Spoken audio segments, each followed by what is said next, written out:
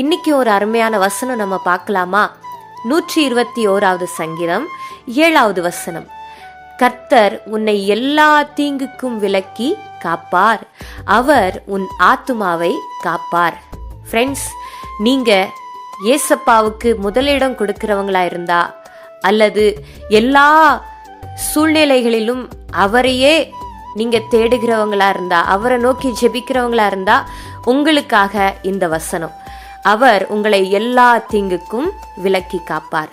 Friends, நீங்க எங்க போனாலும் சரி, அல்லது என்ன செஞ்சாலும் சரி, நீங்க ஏசப்பா கிட்ட அதை சொல்லிட்டு செஞ்சீங்கன்னா நிச்சயமா அவர் உங்களை பாதுகாத்து வழி நடத்துவார். ஃப்ரெண்ட்ஸ், எத்தனையோ விபத்துகள் நடக்குது, எத்தனையோ கொள்ளை நோய்கள் இந்த உலகத்துல வருது.